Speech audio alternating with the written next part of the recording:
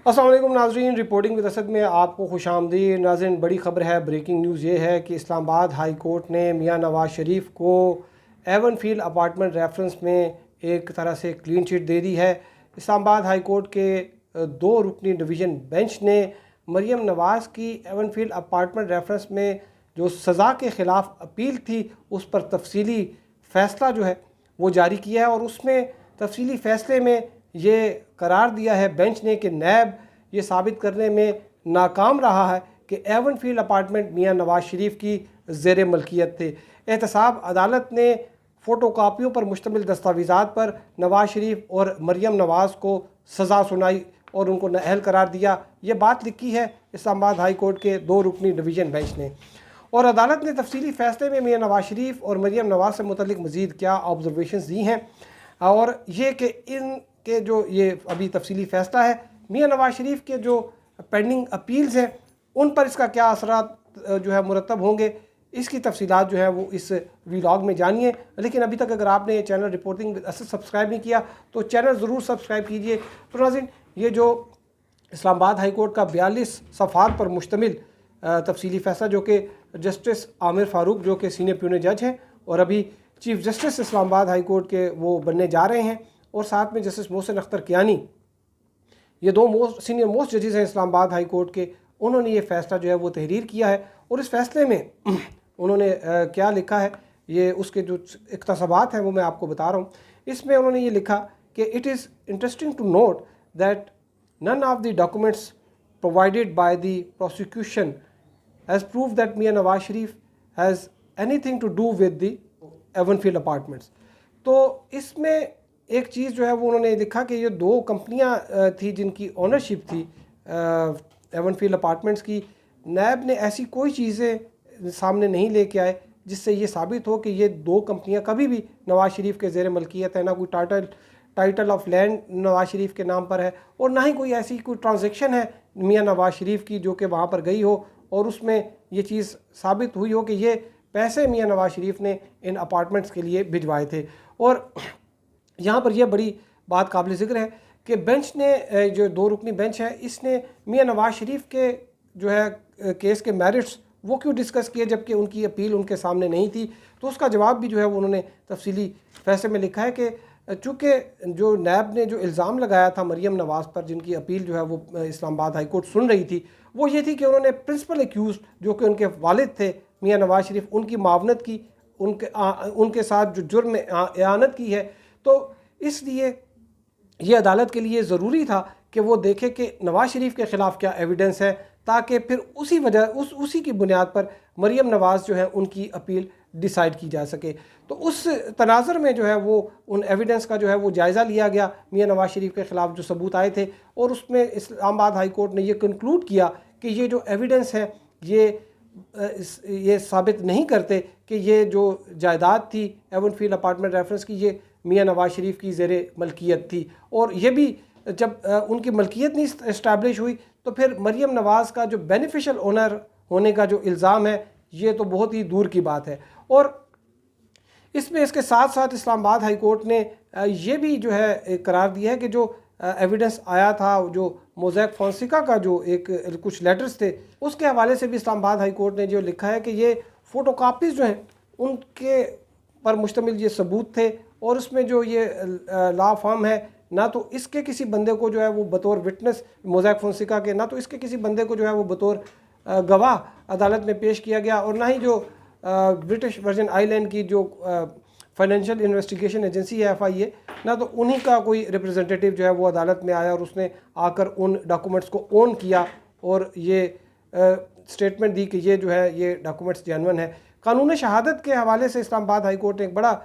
जो है वो काफ़ी सफ़ात जो है वो उसके ऊपर लगाए हैं कि कानून शहादत की रूह से एविडेंस क्या है, और उसमें जो फ़ोटो कापीज़ होती हैं अगर उनकी एडमिसिबिलिटी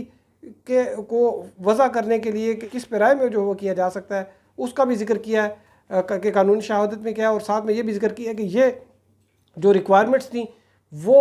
पूरी नहीं की हैं नैब ने। और इसमें इस्लामाबाद हाई कोर्ट ने फिर कैलिब्री फ़ॉन्ट के पर जो ट्रस्ट शीट जो है वो तैयार की गई थी उसका भी जिक्र किया है। कैलिब्री फ़ॉन्ट के हवाले से बहुत ज़्यादा शोर होगा मचा था कि जी जनाब ये जाली ट्रस्ट डीड आ गई है और ये हो गया और वो हो गया। तो उस ट्रस्ट डीड के हवाले से एक दो तीन चीज़ें जो अदालत ने वो क्लियर की। एक तो ये उन्होंने लिखा कि ये एक ख़ानदान के अंदर कुछ इश्यूज़ थे जिसकी वजह से ये ट्रस्ट डीड जो है वो बनाई गई। और उसमें फिर इस्लामाबाद हाई कोर्ट ने यह भी लिखा कि जब वो इशू रिजॉल्व हो गया और जो प्रॉपर्टी जो है वो हुसैन नवाज़ के नाम पर ट्रांसफ़र हो गई तो ये ट्रस्ट डीड जो है वो टर्मिनेट हो गई अज खुद। और फिर जो फ़ॉन्ट के हवाले से जो है वो जिक्र किया है इस्लामाबाद हाई कोर्ट ने, वो ये है कि जो इस्तिग़ासा का मौक़िफ़ था वो ये था कि जो ट्रस्ट डीड है ये बनी 2006 में, लेकिन जो कैलिब्री फ़ॉन्ट है वो उस वक्त मौजूद नहीं थी, वो आई है नवंबर के दिसंबर में आई। तो तफसीली जजमेंट में जो है वो चीज़ बताई गई है कि जो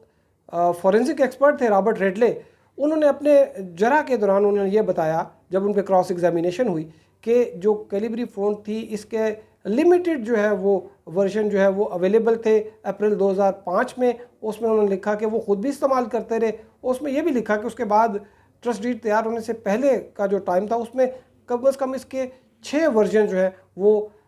मार्केट में अवेलेबल थे, कमर्शली अवेलेबल नहीं थे। ये फ़ॉन्ट कमर्शली अवेलेबल जो है वो दस्तयाब हुई है, ये फरवरी के बाद जो है ट्रस्ट डीड लिखने के बाद जो है वो दस्तयाब हुई। और इस बुनियाद पर जो है वो ट्रस्ट डीड को जो है वो फेक ट्रस्ट डीड कहा गया था, बोगस ट्रस्ट डीड कहा गया था। इस्लामाबाद हाई कोर्ट ने यह करार दिया कि ये जो एक्सपर्ट की ओपिनियन है ये एक वीक जो है एविडेंस होता है। एक्सपर्ट की ओपिनियन की बुनियाद पर किसी को सज़ा नहीं सुनाई जा सकती, ये करार नहीं दिया जा सकता कि ये ट्रस्ट डीड जो है ये फेक और बोगस है। और उसमें उन्होंने ये भी लिखा कि अगर जब ये गवाह है वो ख़ुद इस बात को तस्लीम कर रहा है कि ये 2005 में अवेलेबल थी, अप्रैल 2005 में ये फ़ॉन्ट अवेलेबल थी, तो फिर ये इनका जो एविडेंस है ये मशकूक हो गया और जो बेनिफिट ऑफ डाउट है वो हमेशा एक्यूज़ को मिलता है। और इसमें उन्होंने इस बात पर भी जो है वो एक हैरानगी जाहिर की कि ट्रायल कोर्ट ने जो है वो कैसे इन सबूतों की बुनियाद पर मियां नवाज़ शरीफ और मरियम नवाज़ जो है उनको सज़ा सुना दी थी। और इसमें एक मज़ीद एक जो ट्रस्ट डीड के हवाले से इसमें जजमेंट में एक ये भी लिखा गया है कि जो ट्रस्ट डीड है उसके जो सिग्नेटरी हैं वो उसको ओन करते हैं,